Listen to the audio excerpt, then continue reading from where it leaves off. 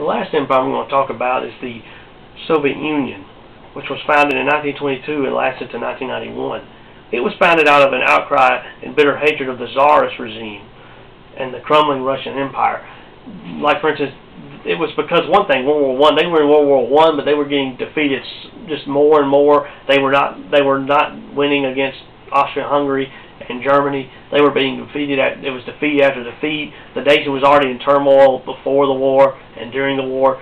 There was poverty everywhere. The government didn't seem to show that they even cared about the people. The Tsar was a mess, Tsar Nicholas II, and seemed like he just seemed like he hated and didn't really care about anybody, about his nation, and it was just a mess. Vladimir Lenin, with the help of Germany aided him in trying to get him to Russia because they wanted to maybe get Russia out of the war.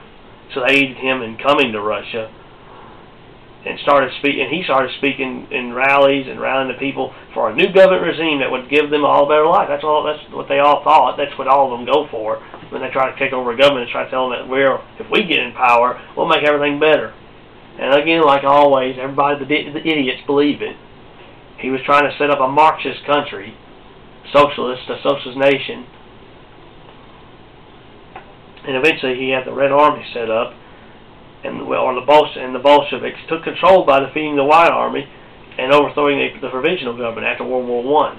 The Tsarist regime and the Russian Empire was destroyed. Lenin had Tsar Nicholas II and his family all murdered, and the Tsarist regime and all that was gone. The Romanovs were gone, and he took them all out, and then the provisional government was set up, and it didn't last for just a few years, and they fought, and it was just basically the Red Army, the Bolsheviks army versus the White Army in the provisional government, but eventually the Red Army and the Bolsheviks won, defeated them, and a civil war broke out, though, later, which lasted from 1917, which is the beginning of the October Revolution in 1917, all the way to 1923. Which basically, 1923, though, marked the beginning of the Soviet Union. That's when the Soviets completely took over, and the Russians and the communists were in control. Lenin ruled for a short time, and he was a pretty strong, rough leader himself. He was a brutal man himself. He'd wipe out and destroy anybody that stood in his way. But he didn't live very long. He started it around 1917, or in that area, during World War I, and lasted all the way to 1924, and died of a stroke. And then one of the worst of all leaders, and one of the meanest and most evil men that ever stand in the world, was Joseph Stalin, took power. He was a whole lot worse than Lenin was. Lenin himself saw him as a threat before he died, and tried to get him out of power, but died before he could.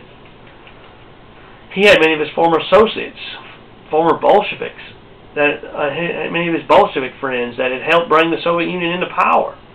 He had them either exiled or murdered. He saw them as threats to his power. And he started a policy of collectivization, or basically taking away farmland from taking the farmland and lands from their owners and making them property of the state.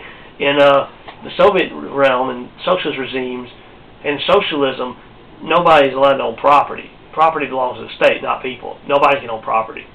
He took it away from them. His regime took over all enterprises. They got the government's hand was in everything, and started to industrialize intensely. But all of his policies, though, all this led to famines. One of the most famous, but it's not talked about much, is the famine in the Ukraine, which killed several million people because of this. Many unfortunate people were sent to the gulags or forced labor camps, and others were simply executed. As many as 60 million kulaks, or farmers, were murdered by Stalin.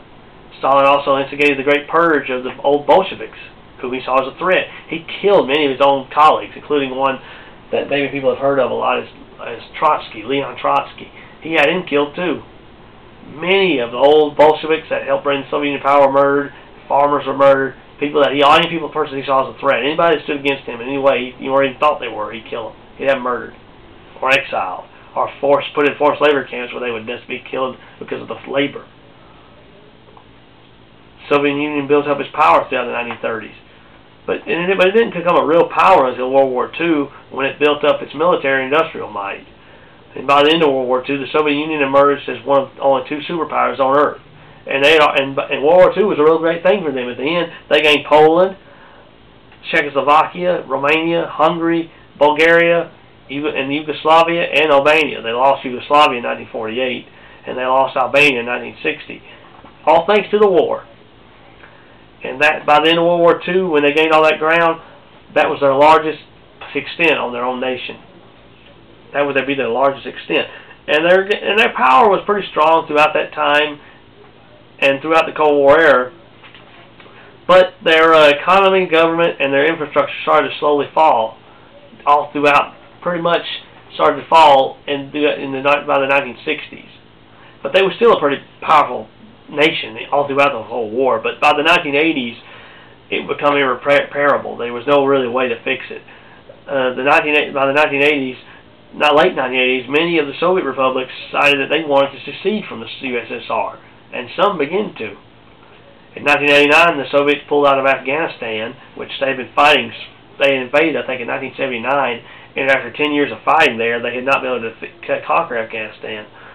And the Russian Republic, the Russian Socialist Republic, started to declare its own sovereignty over its own borders, and said it wasn't going to follow the old Soviet ways anymore. They were going to declare their own sovereignty and rule their own nation again.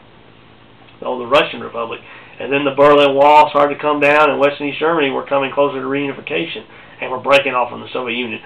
And the Soviet Union, again, did not have freedom of the press, or expression, religion, or much anything that we enjoy in the United States. All the stuff we enjoy in the United States, they were granted. The Soviet Union never had that.